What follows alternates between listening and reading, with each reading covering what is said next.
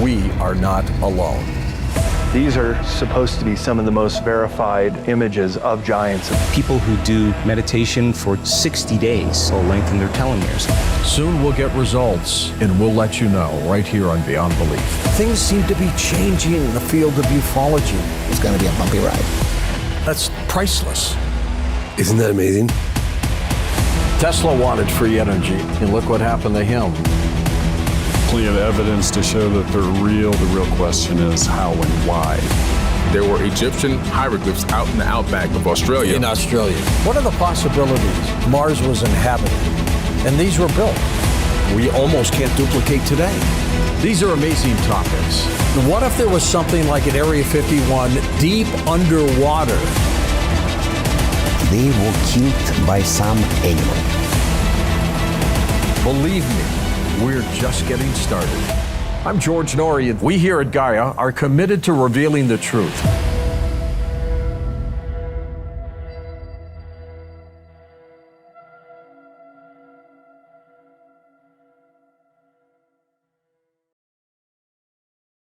Good evening, everyone. You're in the right place at the right time. This is Coast to Coast AM, blasting out of the Mojave Desert like a Scirocco, blazing across the land, slamming into your radio like a supercharged nanoparticle of unobtainium. Greetings from the boldest, bawdiest, most outrageous city in the world, the planetary capital of sun, fun, sin, sex, and secrets, my not-so-humble hometown, Las Vegas, Nevada. My name is George Knapp, your occasional host, designated driver of the airwaves and moderator of tonight's upcoming cacophonous cavalcade of conversation. Truly spooky weirdness tonight. Events that really happened, creatures and phenomena that don't quite fit into our understanding of reality, but there they are, intruding into our sanity and peace of mind and rattling our mental cages, messing with our heads.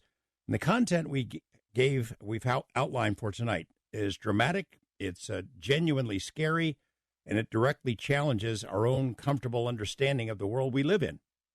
Producer-director James Fox has crafted some of the most compelling films of our time, digging into various aspects of what we'd call the UFO mystery, or UAP if you prefer, films that have earned awards and earned acclaim, but nothing quite as stunning as his newest work. It's called Moment of Contact. It focuses on an alleged UFO crash, one that's bounced around on the edges of UFO world for decades, but never quite landed on the front burner of UFO notoriety of sorts. Not something that ufologists talk about around the water cooler or debate all the time, primarily because it's not an American case. It's Brazilian. Stories about this alleged crash near Varginha have percolated to the top of the media pile every once in a while over the years, but for a time, back in 1996, when it happened, the case galvanized news teams around the world. The crash itself was a sensational matter, but what followed was just off the charts. Witnesses saying they had seen creatures, aliens call them, alone and afraid and trying to hide out, but which were captured, at least two of them. Sounds outrageous, outlandish, unlikely, right? James Fox knows the kind of skepticism he would have to overcome to get this film taken seriously, so for the past 10 years, he's been traveling back and forth to Brazil to find reluctant witnesses and get them to open up, and wow, did he find them. He joins me in a moment to talk about the film and its aftermath, because this is a story that is still unfolding. The release of his movie might have rattled some cages that could loosen additional evidence, maybe some new testimony. You're going to like this. With that, let's assume the position. Bring in the dog and the cat and any bug-eyed crash survivors out there. Put on a pot of joe, slide your bod into those autumn PJs and your toes into your best bunny slippers. Plop yourself down in a comfy spot, turn down the lights, and turn up the radio, because we're about ready to rumble in a moment. What became of the captured creatures as described in Moment of Contact? James Fox is up next. I'm George Knapp, and this is Coast to Coast AM. Director-producer James Fox began his journalism career early in life as an assistant to his father, who was a writer, Charles Fox. They traveled extensively, interviewing notables like Stephen Hawking and other names you'd recognize. James has produced and directed multiple notable projects, some for television. You might know him best for his films, including 2009's I Know What I Saw, 2020's The Phenomenon, and now something new, Moment of Contact, just released already making waves around the planet. James, welcome back. Hey, George, thanks so much for having me on. First off, what's the deal with coming up with a new film 2 years after the last one? Aren't you the guy that takes 7 to 9 years between films, long vacations? Well said, actually. Normally, and I tried to reinvent myself. I have to tell you, this one, just wow, James. It's just great work. You admit a few times in the movie you were skeptical of the overall story. It sounded too good to be true. Maybe thin in some places back when you started working on it, 10 years ago? Yeah. I was working on the now quite well-known documentary called Out of the Blue. It was the late 90s. My co-producer, who's a former BBC correspondent, and remember, I was making a documentary on the UFO topic, or the UFE topic, whatever you prefer, in the late 90s, and he brought this case to my attention. I dismissed it so quickly, like pretty much within less than a second, because I thought to myself, and I offended this guy, Tim Coleman, who's a co-producer of my film Out of the Blue, because I thought there's no way in hell something like this could happen and the whole world not know about it. And I never thought of it again. He told me about it probably in 1998, 1999, latest. And within the snap of a finger, I had let it go, never asked a single question, never was curious to ask a single question. And fast forward to 2011, I'm going to Brazil to give a presentation regarding a film I'd done called I Know What I Saw, which is based on an event at the National Press Club with Leslie Kean, who broke the story of the New York Times, one of the writers, in 2020. 2017. And I get a phone call from a guy named Jeff Sagansky, pretty high up in the food chain in the entertainment industry. He's like, you're going to, this is 2011, you're going to Brazil, you got to look into that case, the VARGINHA case, the 1996 UFO, alleged UFO crash case. And I dismissed it so quickly. I said, sure, Jeff, yeah, I'll look into that. And I hung up the phone with no intention whatsoever of looking into it. And that was 2011. So I had completely written it off because I just simply couldn't imagine for a moment that a UFO could crash, live aliens could survive the crash, and be recovered by, or witnessed by, and captured by, both military and civilians. I just couldn't buy it. People have called it the Roswell of Brazil. I think you could say Roswell is the Varginha of the U.S. because, the witnesses that you put together, it's just overwhelming. The difference being the Roswell witnesses are mostly dead, and most of the witnesses for this case are alive. Every single witness in this doc, and I have to tip my hat to my fellow producer and Brazilian UFO researcher, Marco Leal, who's been on the case for over 15 years. I've been on the case for coming up on 12 years. And every time I go to Brazil, and it's been about 4 times now, I go there for about a month, and there's not a single witness that came forward voluntarily. We had to contact them, find them, and persuade them, some of them over a decade of negotiations to get them to come forward for the making of this documentary. And the firsthand eyewitness testimony that participated in this film, in my opinion, and I feel that in the opinion of anybody else who watches it, the preponderance of firsthand eyewitness testimony is so compelling to suggest that a UFO did crash, beings survived, and were captured in the town of Varginha, Brazil, which is about 5 hours to the north of Sao Paulo in the state of Minas Gerais. Early in your movie, you speak directly to the audience. You're doing a stand-up, driving along. You're saying, look, I know this is tough to believe. It's a lot to swallow, but just work with me here. Essentially, you're saying, asking for the willing suspension of disbelief. You ask the audience to listen to the witnesses before they make up their minds.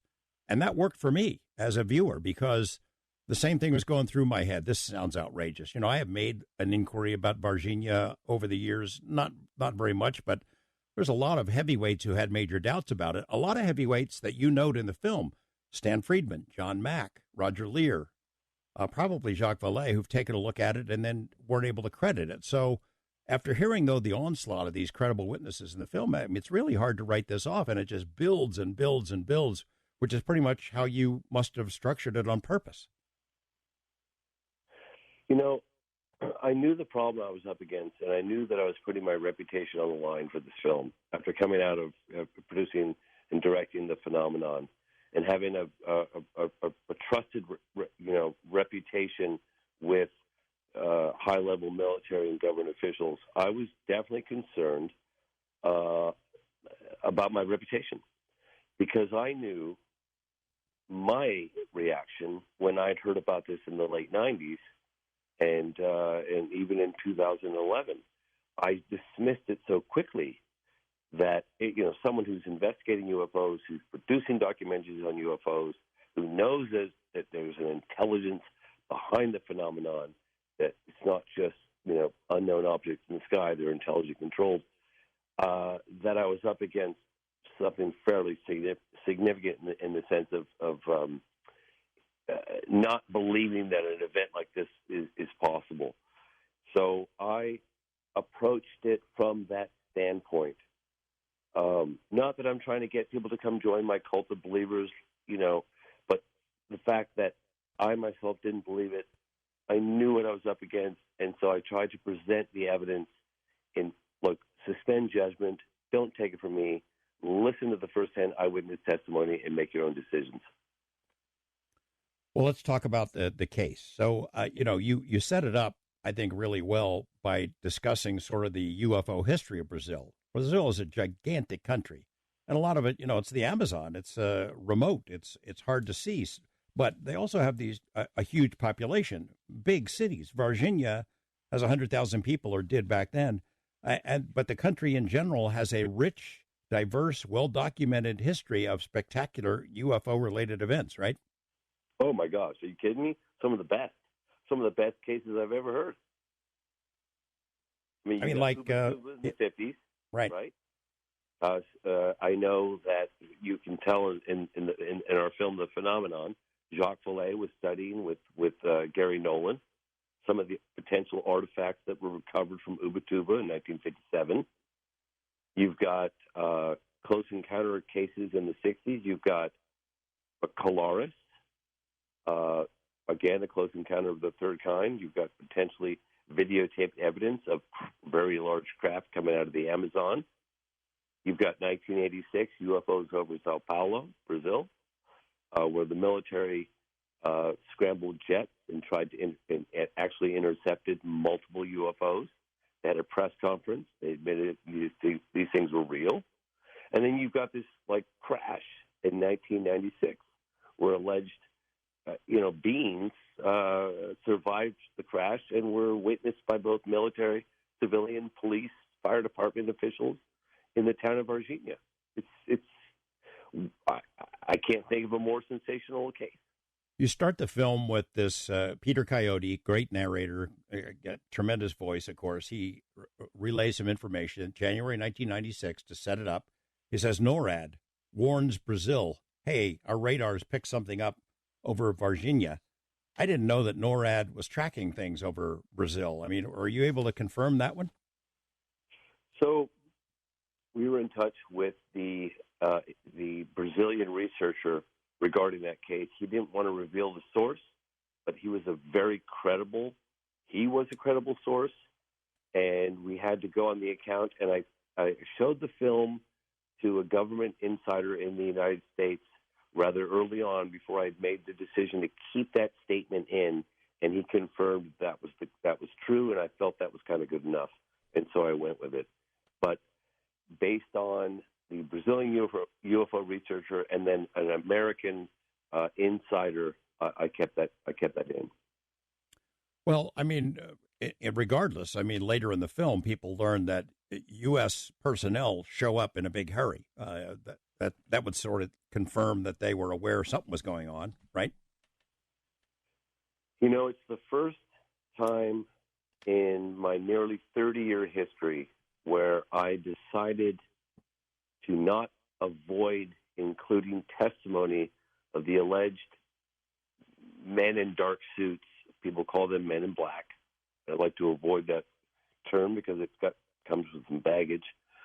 But it was the first time in all my production history that I decided, okay, I've heard enough compelling testimony from eyewitnesses to include their testimony of some unknown government agency, probably from the United States, and that was the case with this story in Virginia, both from the mother of the daughters that came within 8 to 10 feet of an alleged sentient being in broad daylight, and as well as one of the witnesses that saw the UFO crash.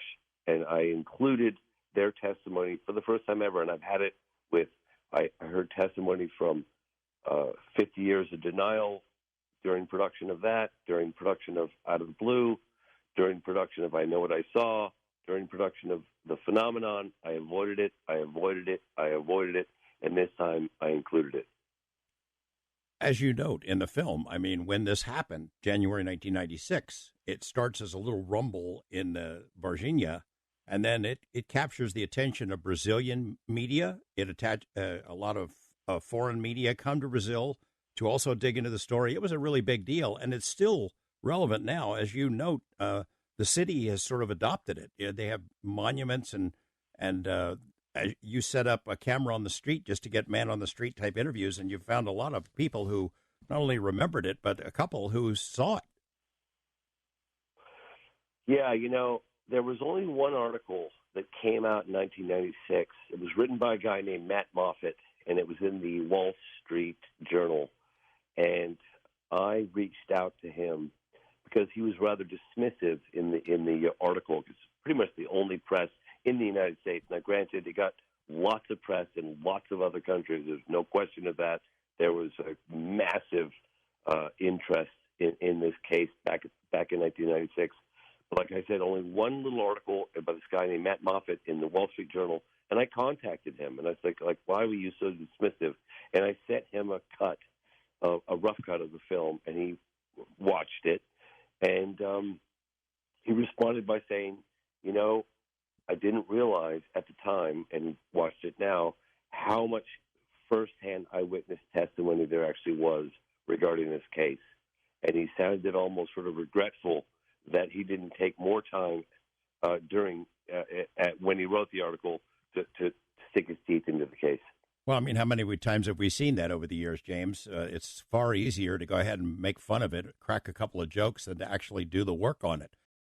James Fox, let's talk about the crash itself. You have this man and woman, I don't know if they're husband and wife, who were there on this farm. They say that their attention was drawn to the sky because their cows started making some strange noises. Then they described the shape of the object. It's like a minibus, a submarine, a cigar. Fill us in on what they saw and how hard it was to get them to tell their story. So they were awoken in the middle of the night because their animals on the farm were going nuts. It was a husband and wife, and the husband, they both looked out the window and they saw this cigar-shaped object. They described it as the direct translation is minibus, but in actuality it's the size of a full school bus. We learned later, and we changed some of the subtitles, but it was cigar-shaped. It was metallic. It had a gash in the side of it. It looked like it was in trouble, according to them. By the way, it was flying, and it had this white vapor-like smoke coming out the back. Said it wasn't like smoke like you'd see in a fire, like black smoke. It was white smoke. It didn't make any sound.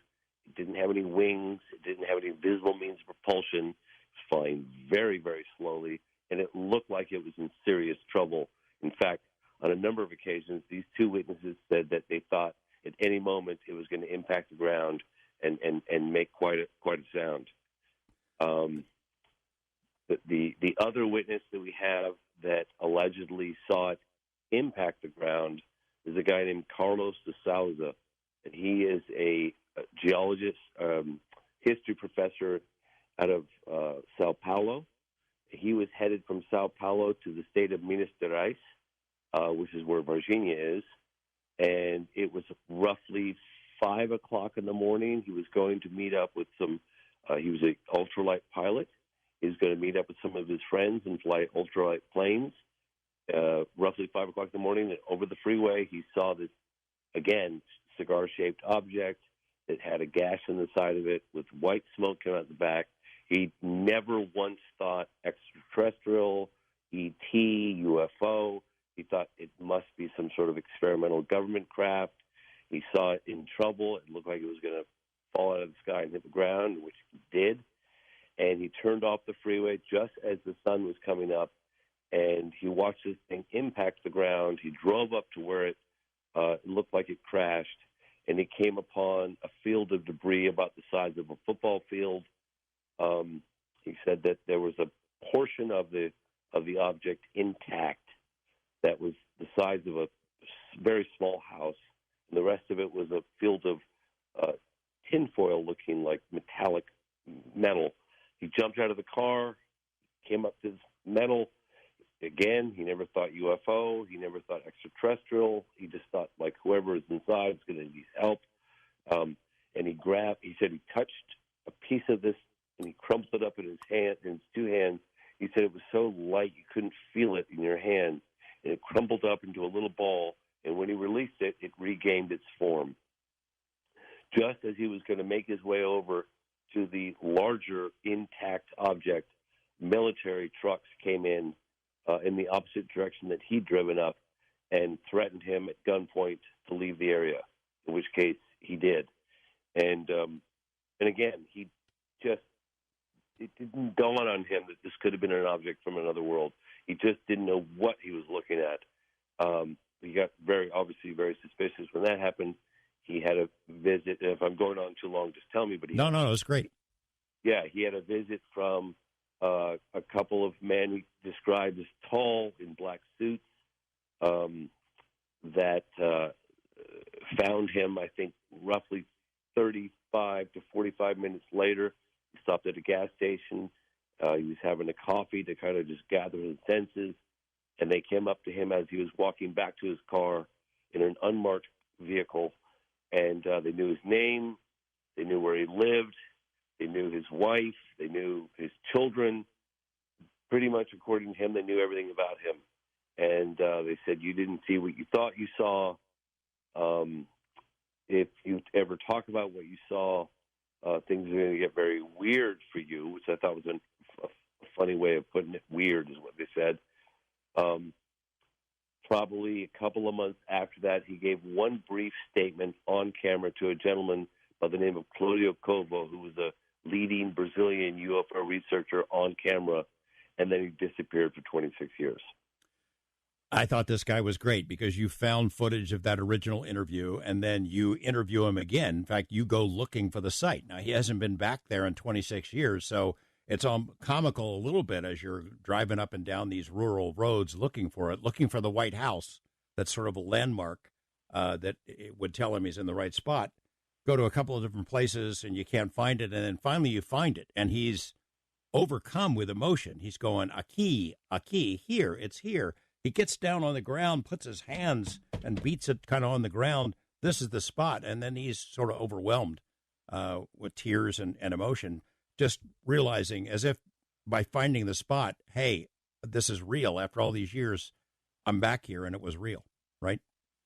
You know, my DP, this guy named David West, who's done photography for 50 years. He's worked for National Geographic. He's met with President Bill Clinton in the White House. He's filmed so many documentaries and TV shows. And he said that was one of the defining moments of his career, that he'd never seen a more emotional state. You could almost tell when Carlos de Souza finds the location, when he definitively figures out this is where it happened. It's like you could see in his eyes that he was reliving the moment, and it was so impactful. It was so profoundly impactful on him. It's an incredible moment in the documentary, and quite honestly, I mean, we documented it as it happened. I mean, nothing in that film was staged. We literally ran after him when he discovered the location and documented that whole scene. I know I'm thinking as I'm hearing the story, listening to your film, and I'm thinking, all right, Carlos, why didn't you just grab one of those pieces? And maybe he did. Maybe you're just not telling us yet. But I was thinking, wow, I sure would like to see that piece. The second thing, though, that popped into my head that becomes really significant later on is this smell. He describes a smell. First, he says it's kind of like ammonia. Then he says it's like rotten eggs, sulfuric. And it's so overwhelmingly powerful, it gets into his nose, and even though he washes out his nose days later, it's still there.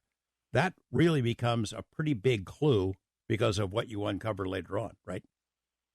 You know, I kind of didn't really pay a whole lot of attention to it when Carlos had mentioned it, but then we met with other witnesses that described the same smell and the fact that they said it was 100 times more powerful than a skunk at 5 feet. And they all describe it with this same kind of terms, and it doesn't just go away. It lingers on your clothes, on your skin, in your nose, right? It stays in the respiratory system for at least a week, according to the witnesses. Carlos, obviously, he was a really powerful witness, but you hear stories about the military shows up and they cordon off the area, as with other crashes in this country and around the world. They seal it off. They tell everybody to shut up, get out of here, don't talk about it or else. And then that's the last we hear about anything. But you were able to really track this down to get other witnesses, including people who were in the military, who were in this unit, and who came to the scene and scooped stuff up and took it away somewhere. You ever get an idea where the debris went? So, again, I have to emphasize to your listeners that there wasn't a single witness that came forward to us. We tracked them down. We knew they existed. We spent months, sometimes years, in one case over a decade, to persuade them to come forward and tell their story. There wasn't a single witness that came to us. The person that was, his name in the film is Military X, that was directly involved with the transportation, allegedly, with these captured beings.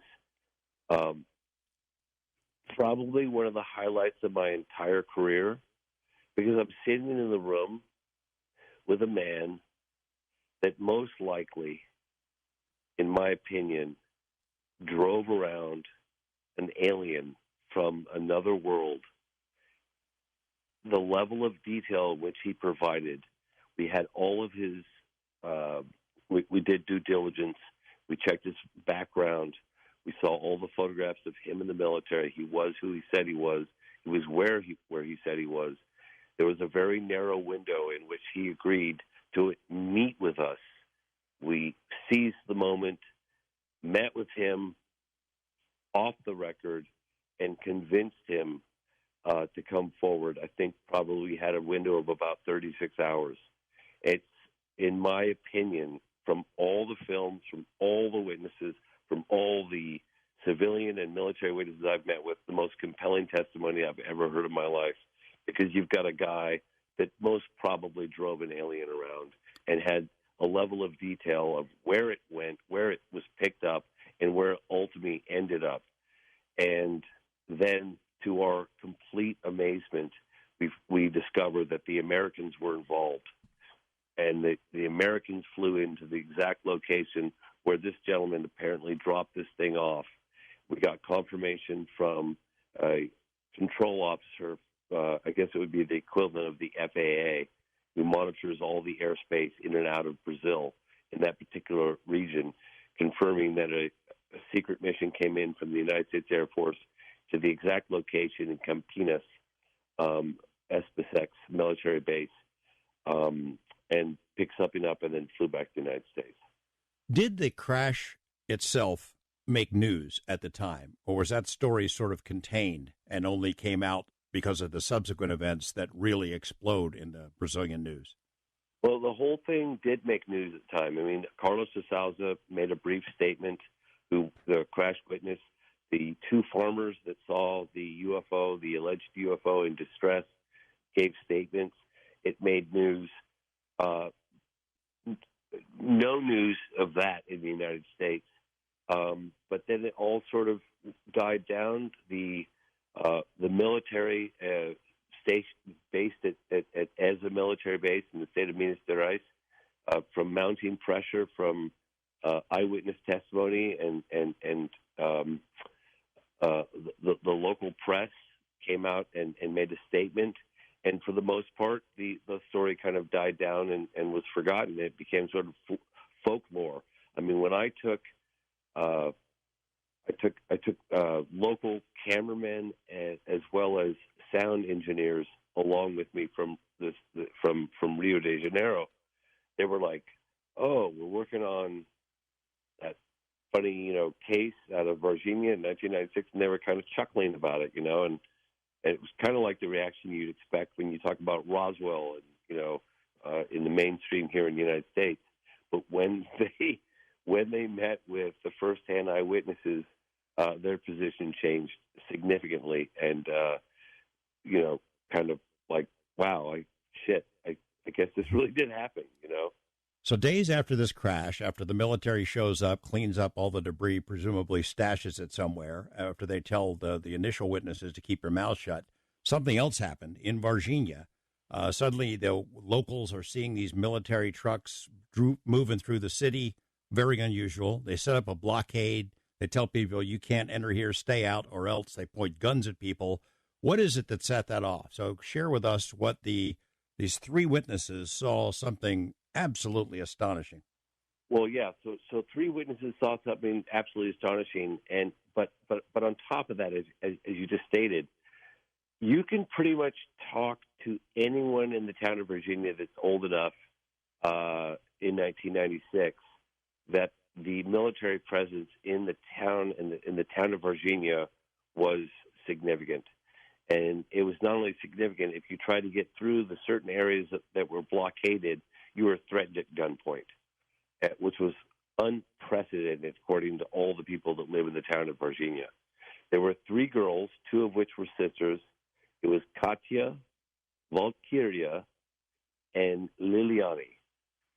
Valkyria and Liliani were two sisters. They were 14 and 16. Katya was 21. It was about 3:30 in the afternoon. They took a shortcut through this little field. There was a little cinder block wall. They were through the tall grass.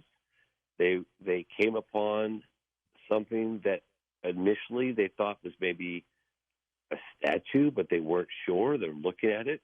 It was kind of frozen in a kneeling position up against this wall. They slowed down. They were all curious, and they looked, and then they realized it was some kind of creature, some kind of being. It was roughly 4 feet tall. It had like a brown, oily skin, almost like that of an organ. Like if you think of like a kidney or a liver, but it was brown and it was oily and kind of shiny in the sunlight. It had a big head, spindly arms, spindly legs, V-shaped feet, big red eyes, huge, 3-4 times the size of human eyes, and these little three ridges on the head of the thing, no hair anywhere. It when they shrieked, when they realized what they were looking at, they kind of shrieked. The being turned its head, locked eyes on the three girls. The two sisters ran off. I think they got within probably 100 feet or so away from the object. Katya, who was 21, was frozen in her tracks. She locked eyes on this creature. I asked her, "What did you feel? Like, put me there." In fact, during the moment of contact, I was describing to her during that moment of contact, and that's where the title came from, when they locked eyes. I said, "What did you feel? Was there any communication? Put me there." And she said that it was cowering, it was afraid, it was feeble, it looked like it was in distress. and it asked her if it wanted help. And that's where the title of the film came from, is when I said, during that moment of contact, during the eye contact, when your eyes were fixated to this being, put me there, and that's where the title comes from, Moment of Contact, and that's what she described. The two other sisters that had gone ran down about 100 feet, realized that Katya had not joined them, and the older one, who was 16, Liliana, turned around, ran back, grabbed Katya, grabbed her by the hand, and broke eye contact with this being, and left the area. James, did you get the same sense that I did when we heard the testimony from the three witnesses about this injured, scared, alone creature cowering there in this strange city, far, far from home? Obviously, the sense that, oh man, this thing it's not going to end well. You crash landed on Earth, and we know what's going to happen. It was probably one of the highlights of my entire 30-year career doing this, was listening to three first-hand eyewitness accounts in broad daylight, three women that I unequivocally believed were telling the truth. And it is such an extraordinary account of this creature. And the funny thing is that I covered the Rua, Zimbabwe case that happened in 1994, 2 years earlier.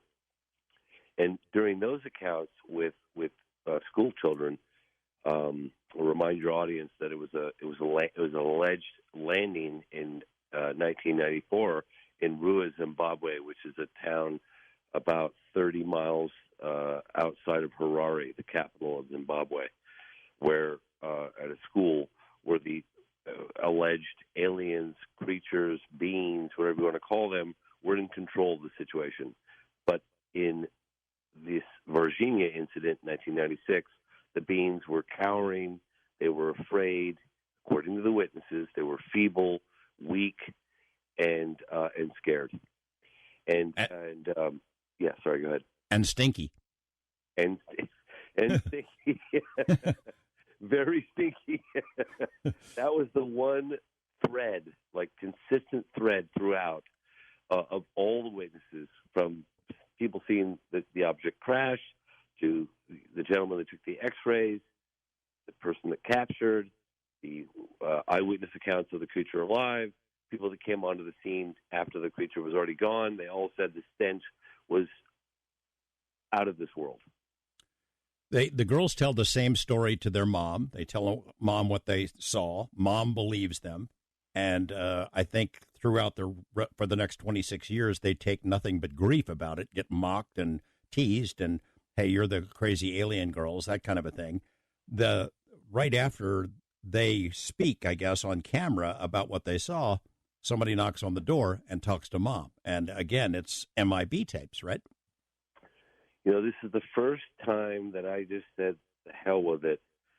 I'm not going to avoid this one. I'm going to take the hit. I'm going to report directly from the eyewitnesses what they said happened.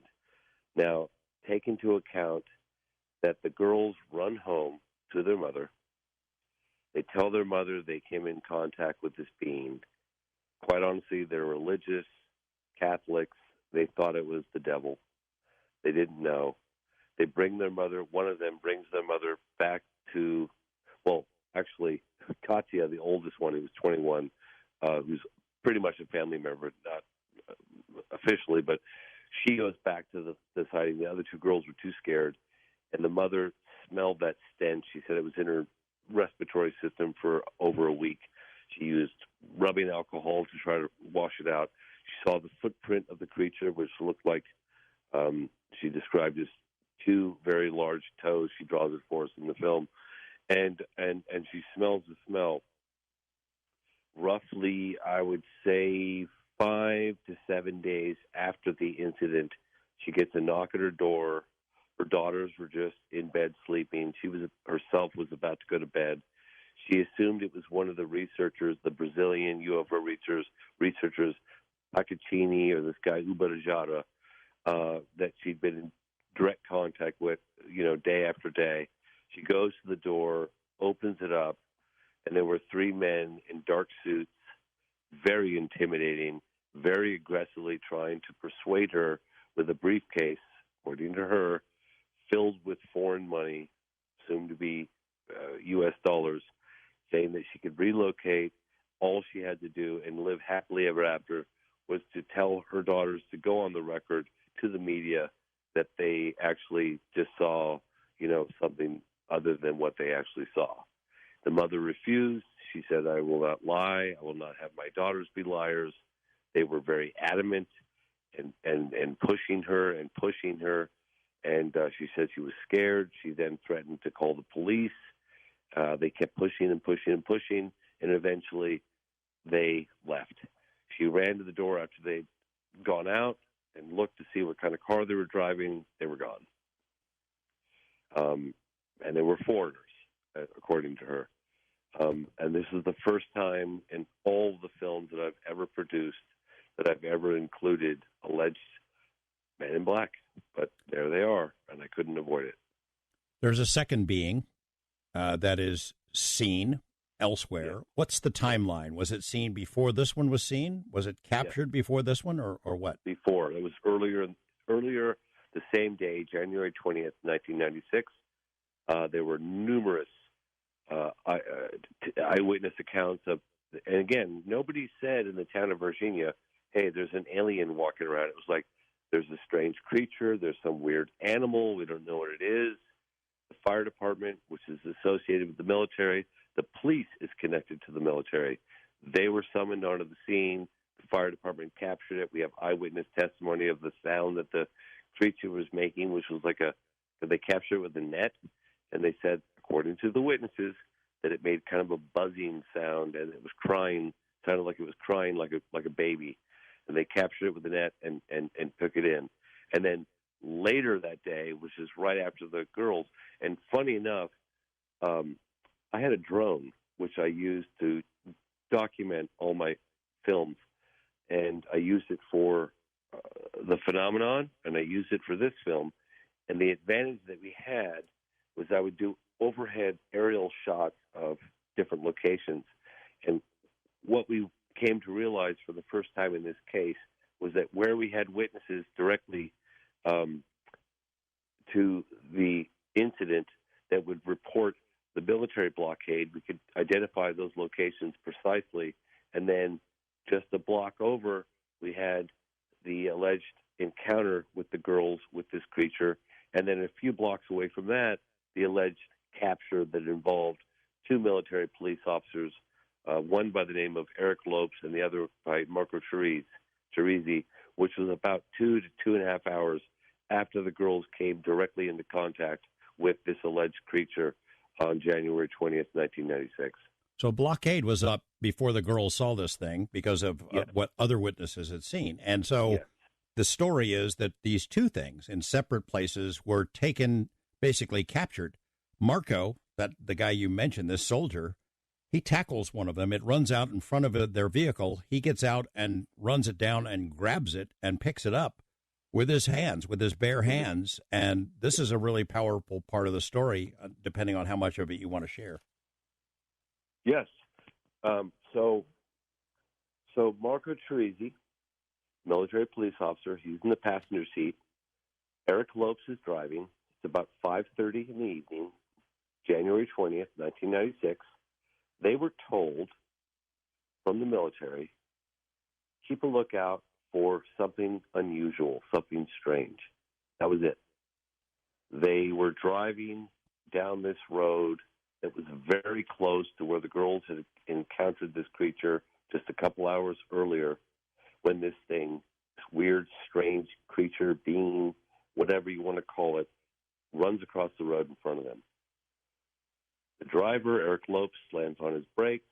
Marco Chirizi, without a moment's hesitation, leaps out the passenger side and grabs this thing with his bare hands.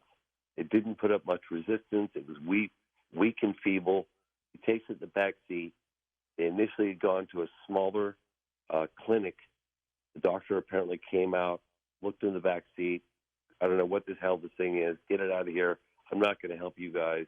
They take it over to this other hospital called Hospital Regional, and eventually it ends up at this other hospital called Humanitas, which is in the town of Virginia.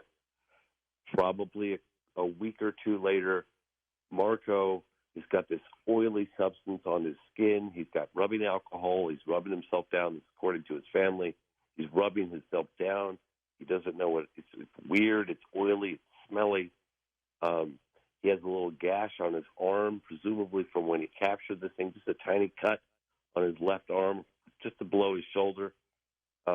He's not feeling well. He takes himself to the hospital, and Dr. Cesario works on him. Dr. Cesario said that he got this infection. He gave him antibiotics. He said he threw the kitchen sink at him.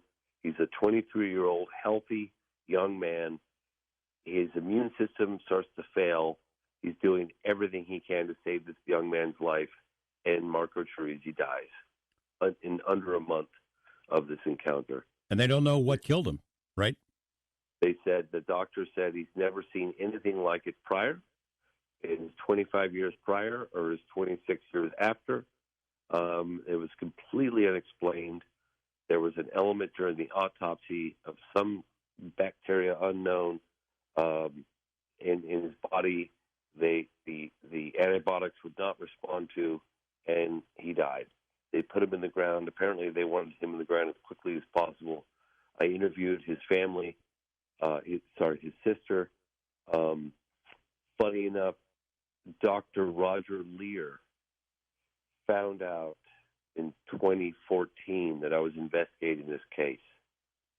He was adamant that he wanted to meet with me and go on camera.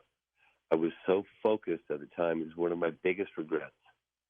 I was so focused at the time, it was 2013, on the Rua case.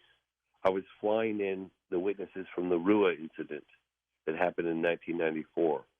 And I was so focused on that. And granted, I still was definitely working on Varginha, but my focus was on Rua. And so I kept missing Dr. Roger Lear. We tried to set up for an interview, but I just didn't have the bandwidth to deal with it.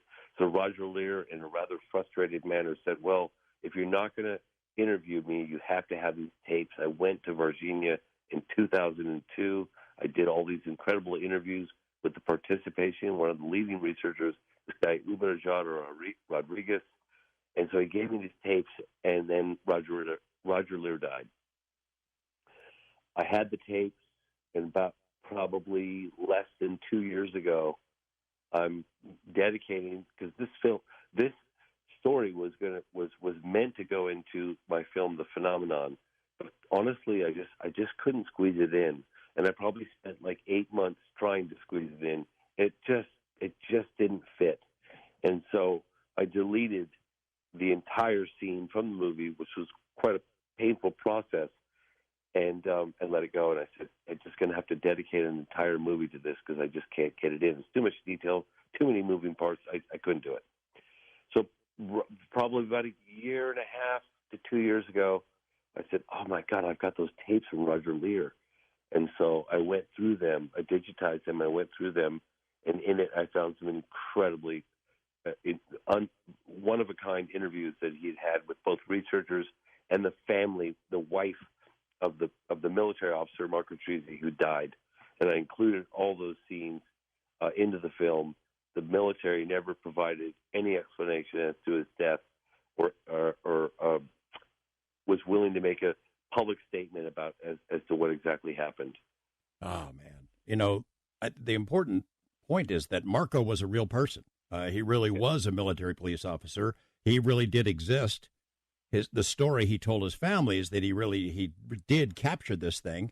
He got sick and he died. You spoke to his sister. Roger had spoken to the wife.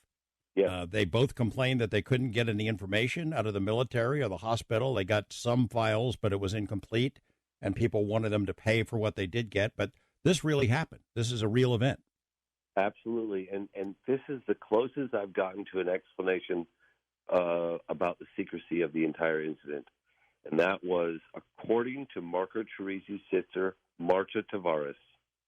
She told us on camera, it's in the movie, that the military approached the mother of Marco Teresi, the mother of the military man who died after allegedly capturing this creature, who got a systematic immune system failure and died, that the story was true, that the incident occurred just as though we know about it today, and that they couldn't tell the general public because they were concerned about the entire society would collapse.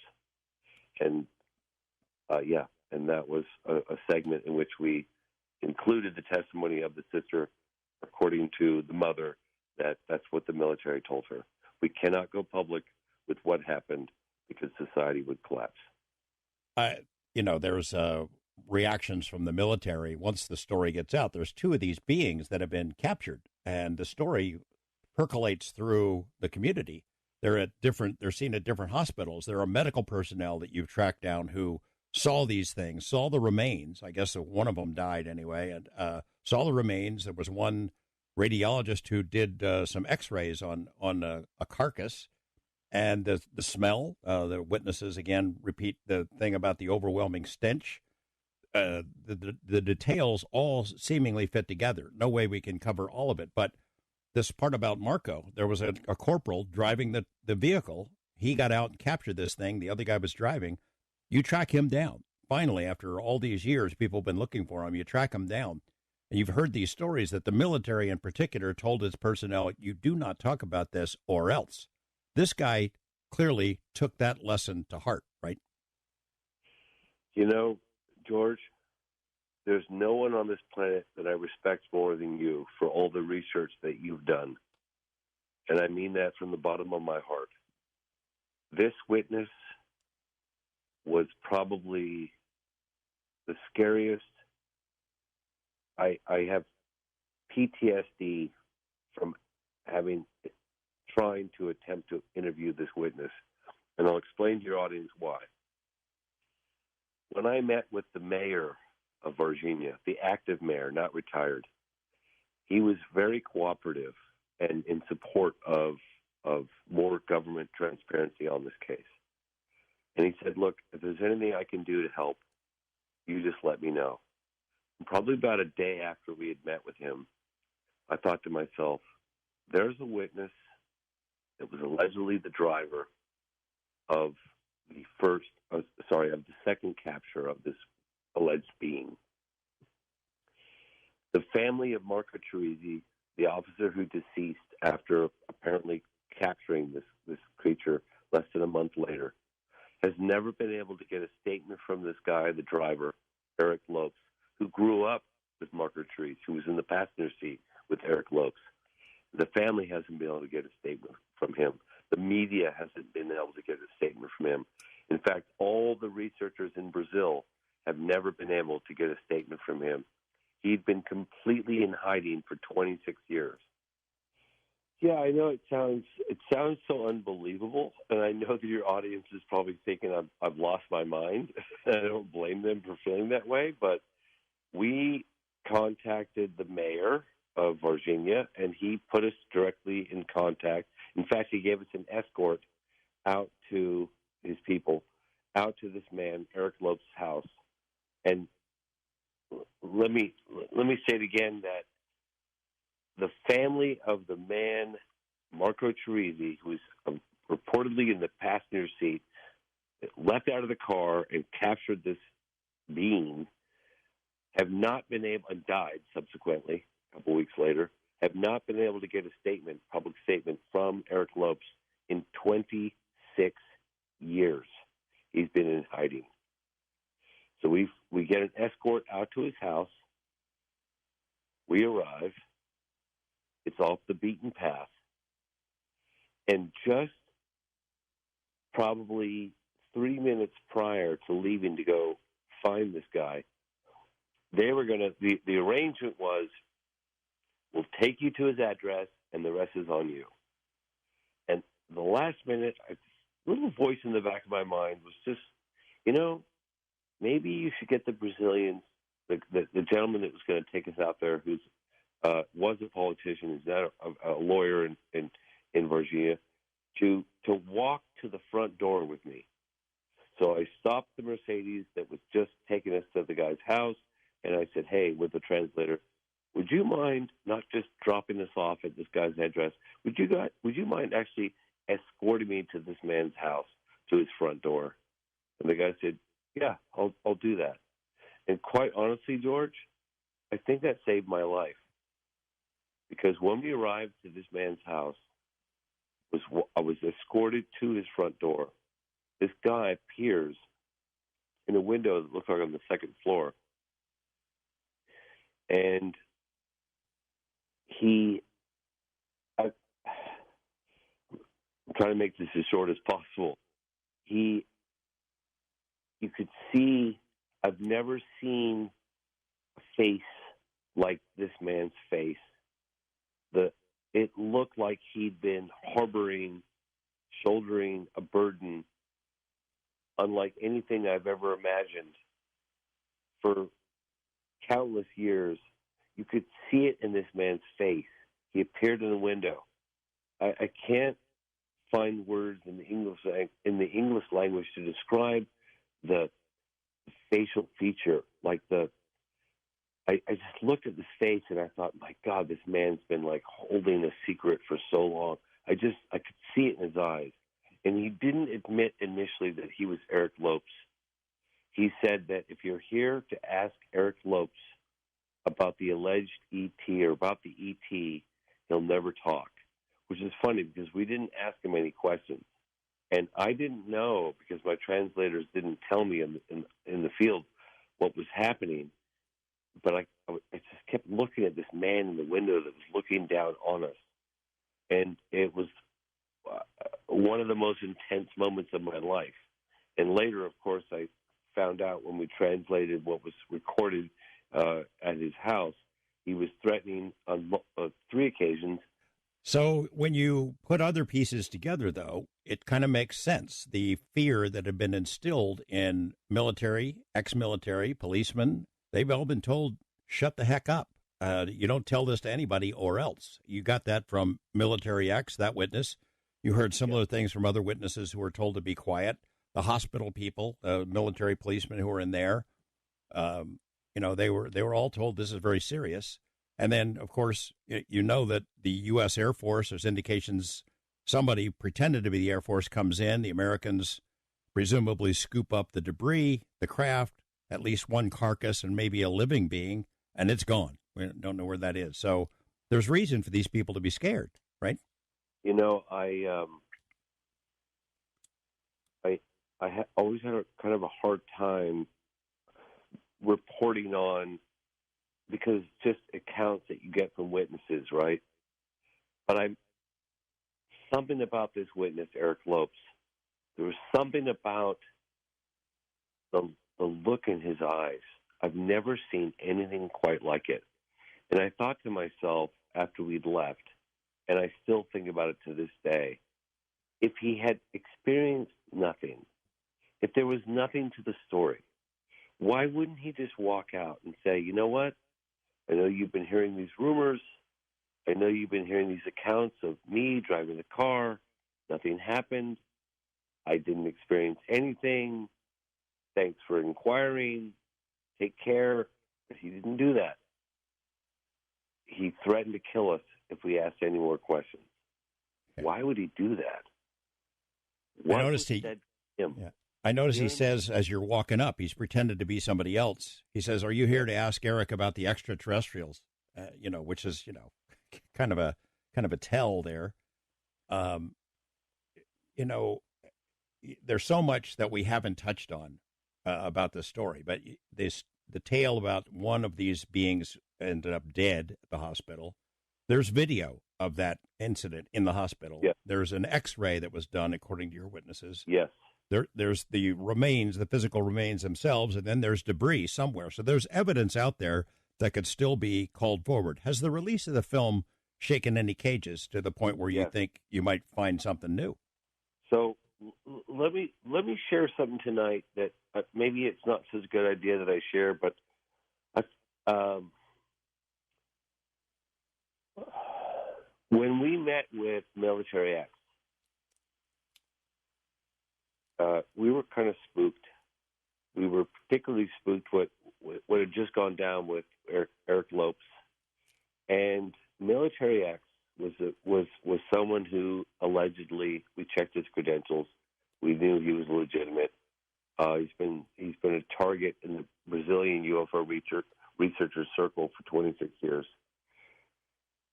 When we met with him, he was one day away from showing my partner, Marco Leal, some photographic evidence that his friend was in possession of.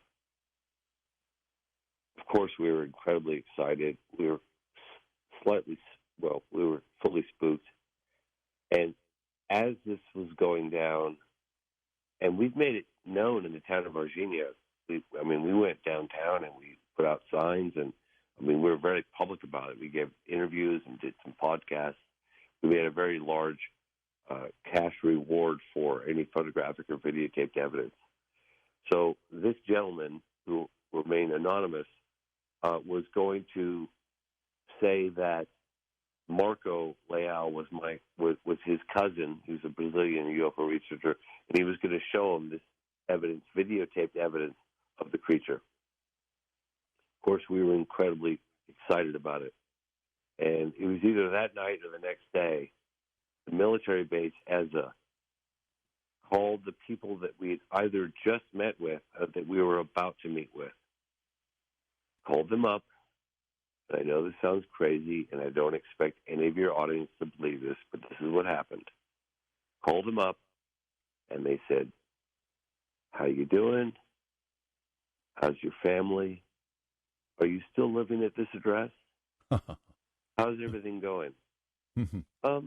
We heard there's an American documentary film crew. Have they gotten in touch with you? Have they reached out to you? Have you met with them? Do you know anything about them?" That kind of thing. Wow. And I'm not kidding you. It spooked me. It spooked them. It spooked the researchers that I was working with. I've never in my entire life been so spooked. And it wasn't like, didn't directly threaten anybody. Just called to say that we're watching you. Well, so 2 nights ago, there was a premiere of Moment of Contact in Sorocaba, Brazil, which is just outside Sao Paulo. And I got a text message on Signal from a fellow Brazilian UFO researcher saying, "You're not going to believe what's happening right now." And I said, what's going on? And he said, there's a guy who's been in hiding for 18 years who's coming forward and revealing the threats that he got from the military and revealing vivid details from the alleged photographic evidence that he personally has seen, and gave great detail about this. I'm told that this testimony was given a night ago, maybe 24 hours ago, and that we'll have this on video with subtitles in the next day or two. Wow. Well, do you think you're stimulating Brazilian media to dig back into it then? Look, I don't care if we get it or somebody else gets it. It's not about us. Look, we've located the footage. We know it exists. We put a very large cash reward on the table for it. Whether it comes forward through us or somebody else, we don't care. We want it out, and we're quite confident that it will come out. Those X-rays would be cool to have, too. Yeah, the X-rays left the hands of the doctor and went directly in the hands of the military, so I highly doubt that those will be released. But the other footage that we've talked about is in the hands of former military or civilian witnesses, and we're quite convinced that at some point, whether that's soon or in the next couple of years, will come out. I'm quite confident about it. It will come out. That's exciting. I guess the description of this creature, the drawing that you have in the film is just it really sears into your memory there. It's very compelling. And the assumption that people will jump to is it's E.T. It's a spacecraft from some other world. It's E.T., but we don't know. It's alien to us, but we don't know if it's E.T. or not, do we? George, I wish I knew. There's many more unanswered questions than there are, answers. I simply don't know. I'm putting forth, to the best of my ability, the most compelling firsthand eyewitness testimony that's ever been done on this case. It answers some questions, and it raises other questions to which we do not have answers to, and I wish like hell I did. I'm praying that additional witnesses will come forward. Look, we know that the Americans were involved, according to all the military witnesses that we've spoken to. Would I like to see some Americans that were involved with this case in 1996 come forward? You're damn right I would. In fact, if there's any out there, please send me an email, jamescfox@gmail.com. And if there's anybody out there with any videotape or photographic evidence, there's a significantly large significant cash reward for this material. Also, please contact me at jamescfox@gmail.com. We can make arrangements to talk about it over a secure line. James, we get asked all the time, why don't they, whoever they are, make open contact? And, this case where one is captured and it's dead, the other is captured alive and vanishes.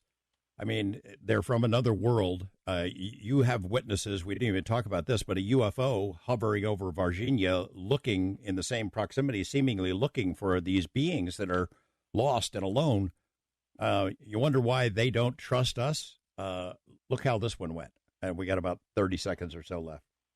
Okay, I'll quickly answer this question. We had an interview with the Brigadier Brazilian Air Force General by the name of José Carlos Pereira, and he refused to discuss this case on camera. He talked about UFOs and the existence of UFOs in Brazil, but he refused to discuss this one in particular on camera. However, when the camera shut off, we begged and pleaded with him, tell us about Varginha. Please tell us about Varginha. And he reluctantly, he walked to the car. He had a driver waiting. He jumped in the car. Before he closed the door, he said, it happened. And prior to that, we asked him, why won't they make contact with us? And his basic response was, we're so hostile. Yeah. That was his guesstimation as to why we are so hostile. We can't even get along with each other. James Fox, Moment of Contact is terrific. We have links for people who want to see it. It's all over all kinds of video platforms. You can find it. And if you can't find it, we've got a link on the Coast to Coast link. Terrific work. I hope that the release of the film shakes the tree a little bit, shakes more evidence loose, because it's out there, right? No question about it. No, zero question. Thanks, James. Stay in touch. Mr. Knapp, I respect your work more than you'll ever know. Thank you for having me on. I'll talk to you soon. Hi, I'm George Norrie, and welcome to our Coast to Coast AM YouTube channel. Have fun, tell your friends, and share us with everyone. You can also find us on Facebook, Twitter, Instagram, TikTok, and Coast to Coast AM's mobile app. And always remember to log on to our website at coasttocoastam.com for daily articles, the best paranormal information, and all you need to know about your favorite guests. And now you can become a Coast Insider directly through the Coast mobile app. We welcome our international listeners and even offer a free 2-week trial. So don't delay. Become an insider today.